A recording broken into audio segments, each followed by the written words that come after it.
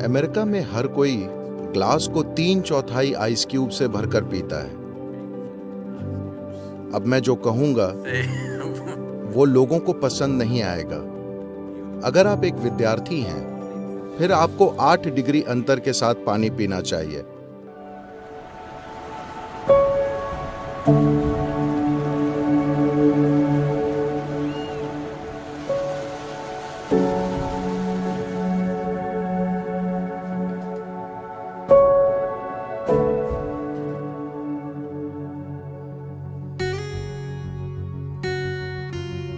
America में हर कोई glass को 3/4 आइस क्यूब से भरकर पीता है। अब मैं जो कहूंगा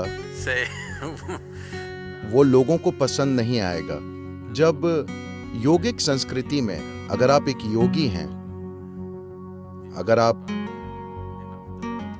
आंतरिक रूपांतरण के मार्ग पर हैं, आप अपने सिस्टम को संभावना के एक दूसरे आयाम में रूपांतरित करना चाहते हैं, फिर आप सिर्फ 4 डिग्री अधिक या कम तापमान वाला पानी पीते हैं। यानी आपके शरीर का सामान्य तापमान करीब 36 डिग्री सेंटीग्रेड होता है, तो आप 40 या 32 डिग्री तापमान तक का पानी पी सकते हैं। ये पानी पीने का बेहतरीन तरीका है। अगर आप एक विद्यार्थी हैं, यानी आप ज्ञान को ग्रहण करना चाहते हैं, आप रूपांतरण की खोज में नहीं हैं, आपको सिर्फ ज्ञान ग्रहण करने में दिलचस्पी है, फिर आपको 8 डिग्री अंतर के साथ पानी पीना चाहिए।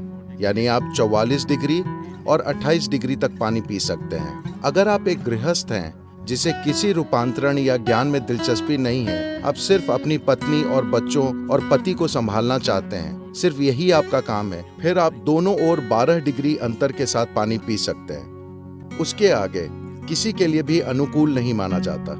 तो ये कहना अलोकप्रिय है, मगर ये महत्वपूर्ण है कि आप जो भी पिएं वो कहीं न कहीं शरीर के तापमान की रेंज में हो, उससे अधिक अलग नहीं, क्योंकि शरीर के तापमान से बहुत अधिक अलग पानी या किसी अन्य पदार्थ का सेवन करने से शरीर के अंदर पानी के बर्ताव में गड़बड़ी आ जाती है। मैं जानता हूं कि आइसक्रीम पसंद करने वाले लोग और अब मुझ पर चिल्लाएंगे।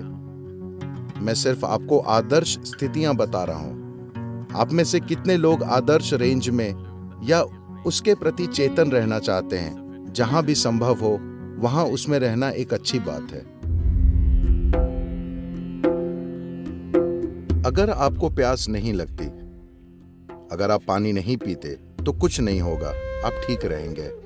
सिर्फ अमेरिका में अगर आप पानी नहीं पिएंगे तो आप मर जाएंगे। कहीं और लोग ऐसे ही पानी नहीं पीते। जब उन्हें प्यास लगती है तो वो पानी पीते हैं, वरना वे रेगिस्तान में भी ठीक रहते हैं। सिर्फ अमेरिका में ठंडे मौसम में हर कोई बोतल लेकर चलता है और लगातार घूंट भरता रहता है, क्योंकि मार्केटिंग मशीनों ने उन्हें ये यकीन दिला दिया है कि उन्हें ढेर सारा पानी पीना चाहिए। पानी का अत्यधिक सेवन, खासकर अगर उसे छोटे घूंटों में पिया जाए, शरीर सोख लेता है। जब वो सोखता है तो सोडियम का स्तर, जिसका संतुलन बहुत नाजुक होता है, वो कम हो जाएगा। इसका असर बाकी शरीर पर भी पड़ता है। वो दिखे जरूरी नहीं है, मगर मस्तिष्क में सोडियम का स्तर गिरने से मस्तिष्क में सूजन हो जाएगी। इसका यह अर्थ नहीं है कि आपका मस्तिष्क बढ़ रहा है। सूजन एक तरह की बीमारी है, ठीक है, मस्तिष्क का विस्तार नहीं। सोडियम तत्व की कमी के कारण उसमें सूजन आ जाती है। तो सोडियम की कमी के कारण मस्तिष्क में अधिक पानी चला जाता है, जो संतुलन रखने के लिए जरूरी सोडियम की आपूर्ति करने की कोशिश करता है। आपके मस्तिष्क में अधिक पानी का मतलब है कि आप अव्यवस्थित हो जाएंगे, मनोवैज्ञानिक असंतुलन आ जाएगा।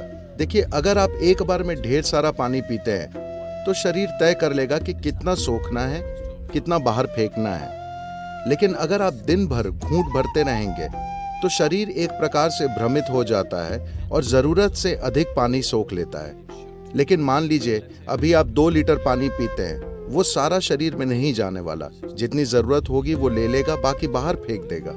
किसी को सिर्फ इसलिए पानी पीने की जरूरत नहीं है क्योंकि आपको लगता है कि ऐसा करना अच्छी चीज है।